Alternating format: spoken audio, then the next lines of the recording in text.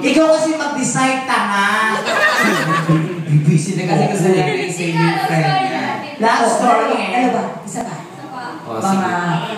Yun ulit. Ano ba kinakanta yan? Mag-suggest ka nga ng kinakanta. Love moves. Gusto mo especially for you? The Climb. Yan. Especially for you. Nag-aaral ka ba ba? Like that? Kakagaling Japan. Talaga, ano? Doon ka ba pinanganak? No? Ano ginawa mo doon? Adoption. Adoption. Oh, Okay. okay. So, gano'ng katagal ka nagtagal sa Japan? 1 year. Okay. Babalik ka pa ulit? Sa May. Gaano kalayo yung agwat nung nag-adopt sa'yo? Gaano kalayo yung edad nyo? Like, malayo? Kasi dati muntik na rin ako i-adopt. You have to be at least 17 years away sa edad kung mag-a-adopt sa'yo. Eh, daw pinayagan ng nanay at tatay, syempre. So, ikaw swerte dahil pinayagan, tapos nakabalik ng buo, di ba? Nakapagpanel polish ng pula, swerte, di ba? Okay, so ikaw, anong ginawa mo sa Japan habang nandun ka, nag-aral? Aral ng Japanese language. Okay, tapos, pagbalik mo, anong gagawin mo? Debut. Debut na. Okay, sige. Sabi mo. Okay. Wow. Okay. Pinagkakala ko rin debut. Kung maabot, ha? Hindi sabi ng buhay. Mapabayad ka ba? Hindi ka kumasya sa gown mo, ha? Kaya Try mo, pag hindi ka na hospital. Pagka ganito taliit, kung magdedebut na pala, parang dose lang. Ganun. So, ikaw Japanese parents, foster parents mo, Japanese? yung stepfather. Okay, stepfather. Yung mom mo is Pinay. Maganda. So, paano nangyari yun? At paano ka na? Gano'n. Ano to, internet? Well, si mama sa Before. Okay. then, Nagkagustuhan kasi sila. sila sa kasi Okay. So hindi rin talagang, kung biological daughter ka din ng kumumpon sa'yo yung nga lang Japanese yung naging stepdad. Isa lang, papeles lang naman. Papers lang, yung documents lang, kumbaga papeles lang naman. Oo. Kasi pangit kasi pag sinabi mong adoption, di ba? Parang kala ko, Both. walang relasyon by blood, di ba? Oo. So maganda. So ikaw pa pinapayagan ng mag-boyfriend sa liit mong yan? meron daw boyfriend. Sabi ko na nga ba, malandito babae ko eh. Paano mo nakayanan? Siya naghintay. Siya nag-antay. So inantay ka niyang 1 year. Ha? Boyfriend niya? Wala. Saan? Asa ba? Wala. Pero nasa Pilipinas, I mean. Ayun. maganda. 1 year ka na wala, kaya hinihintay ka, magdadebo ka. Siyempre, siya escort mo. Wow! Lati-lati! Dalaga ka kasi siya. Tama. Pwede na medyo tumandi. No? Yan. So yung mga kasama mo, mga kaano-ano mo sila? Tita ko, tapos friends niya. Okay. Tita mo, isang membro ni Aya Seguera, di ba? Tita mo, medyo ganyan din sa tito. Hindi. Titi? Girl, ano siya? Girl, ano ka ba? Ay, di ba, short hair lang talaga. Oo. May asawa ba si tita? Meron. Japanese.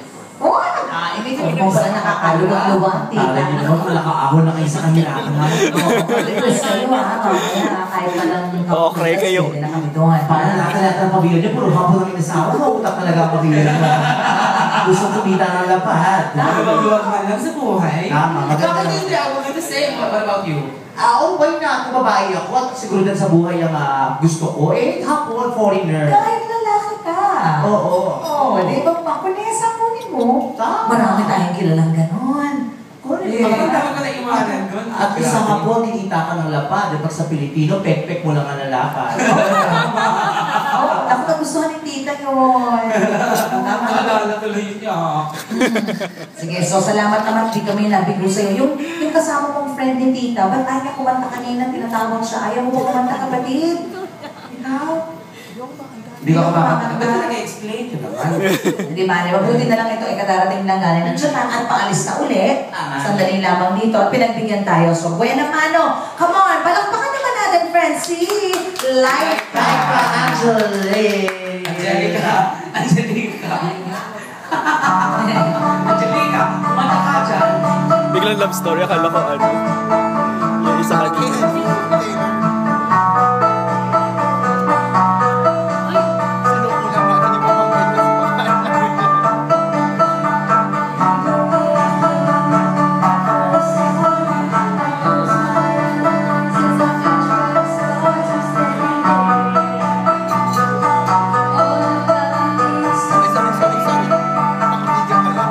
See the lights in the party.